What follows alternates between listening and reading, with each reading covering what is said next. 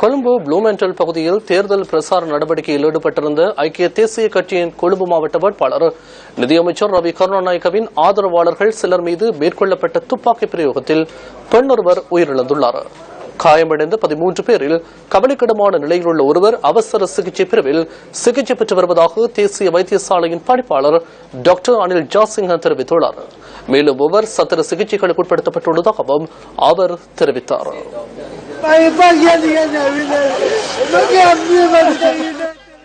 தேசிய வைத்தியசாலை வளாகத்தில் இவ்வாறு அழுது புலம்பிய உசேன் ஜியாஸ் என்பவரின் மனைவியே இந்த துப்பாக்கி பிரயோகத்தில் உயிரிழந்துள்ளார்.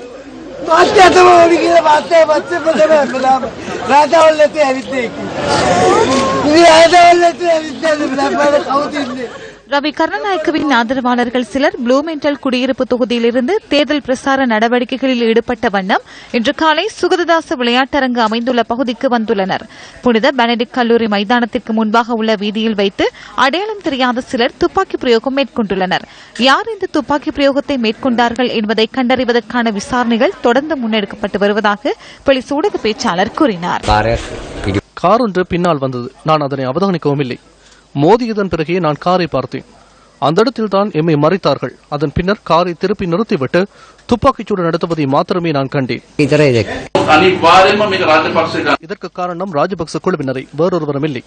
இவற்றின் பின்புலத்தில் ஒரு குழுவினரை உள்ளனர். ராஜபக்சவின் காலத்தில் இதனை அழகாக முன்னெடுத்தனர். இதனை கூறுவதற்கு இந்த சந்தர்ப்பத்தை நான் பயன்படுத்திக் கொள்கின்றேன். திடீரென குர்நாகலில் அரசியல் மேடையில் குண்டொன்று வெடிக்கும். அதனைத் தொடர்ந்து பயங்கரவாதத்தின் ஊடாக அவர்களை தோற்கடித்து ஐக்கிய தேசிய கட்சி மற்றும் மைத்திரிபால சிறிசேனவின் அரசாங்கத்தை பாதுகாக்கும் திட்டம் ஒன்றை உருவாக்கப் போகின்றார்கள் என கூறுவார்கள். இந்த துப்பாக்கி பிரயோகத்தில் பாலத்துறை கிம்புலா எல தோட்டத்தைச் சேர்ந்த சித்தி ஃபரீடா, சித்தி நசீமா என்ற 45 வயதான 3 குழந்தைகளின் தாய் ஒருவரை உயிரிழந்துள்ளார். 3 குடும்பங்கள் வாழும் இந்த வீட்டில் வாழ்ந்த இவர் தனது வாழ்க்கையை மேம்படுத்துவதற்காக உணவு தயாரித்து விற்பனை செய்து வந்தார். வாகன விபத்தொன்றில் காயமடைந்து அங்கவீனமடைந்துள்ள அவரின் கணவர் முச்சக்கர வண்டி ஓட்டி தனது பிள்ளைகளை காப்பாற்றி வருகின்றார்.